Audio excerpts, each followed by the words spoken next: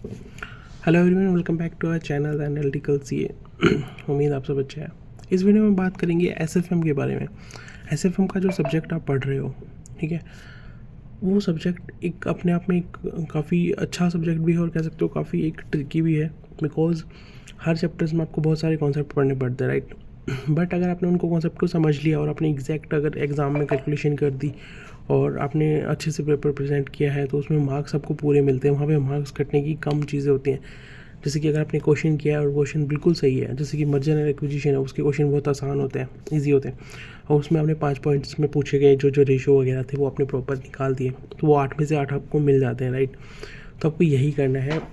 देखो अभी क्या होता है, जब आप पढ़ रहे हो तो सारे जो भी आपके कॉन्सेप्ट हैं अभी रिवाइज्ड है, ठीक है। मान लो आपने म्यूचुअल फंड की किए और म्यूचुअल फंड में मान लो 20 कॉन्सेप्ट हैं और 20 ही क्वेश्चन हैं, वो 20 क्वेश्चन आपने अच्छे से कर लिए, राइट।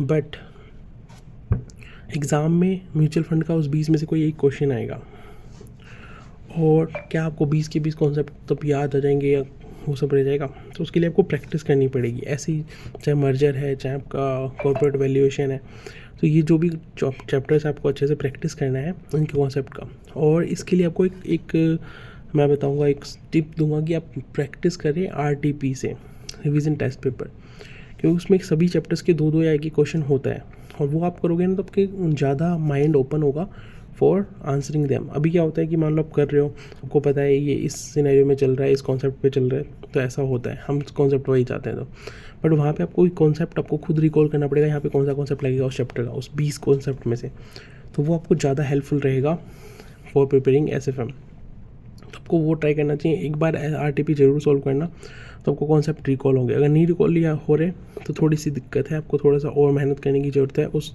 टॉपिक पे, उस कॉन्सेप्ट पे। अब इनमें भी अगर हम चैप्टर डिवाइड करें तो देखो चैप्टर वही है, आपके पास थ्योरी के लिए आपको 20 मार्क्स तक का अच्छे से पढ़ना पड़ेगा।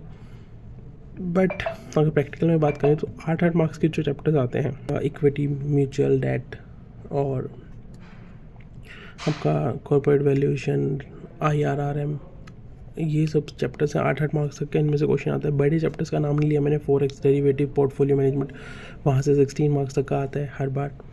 तो ये 3 बड़े हैं, बाकी सारे छोटे की कैटेगरी में लोगे तो 8-8 मार्क्स के वहाँ से आते ही हैं क्वेश्चन। तो वो 8 मार्क्स ऐसे सिक्योर करो कि आपके 8 मार्क्स कोई कट नहीं कर सके, और थ्योरी को भी अच्छे से प्रिपेयर करो और आरटीपी ज़रूर करो। और आप इसकी स्पीड बढ़ाने का एक तरीका होता है ये कि जब आप क्वेश्चन कर रहे हो और सिमिलर काइंड ऑफ क्वेश्चन हो तो आपको उसको ओवरली कर सकते हो, कैलकुलेटर पे कर सकते हो, सिमिलर काइंड ऑफ है।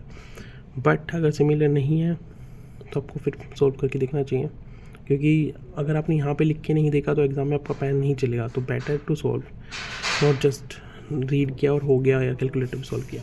तो ऐसे प्रिपेयर करो। All the very best for SFM also. SFM नहीं, नाउ इट्स एएफएम। एसएफएम हमारे टाइम पे एसएफएम होता है तो वही याद है। तो एएफएम आपको करना पड़ेगा अच्छे से, strongly prepare, because it is one of the highest scoring subject in group 1। देखो एफआर में क्या होगा, प्रेजेंटेशन की वजह से मार्क कट जाते हैं। ऑडिट में क्या होता है, वही प्रेजेंटेशन और टेक्निकल अगर लैंग्वेज नहीं लिखी तो वहाँ पे मार्क्स कटने के चांसेस रहते हैं। बट ऐसे एएफएम जो है वो आपको प्रॉपर सिक्योरिंग कराता है अगर आपने प्रॉपर क्वेश्चन निकाला है।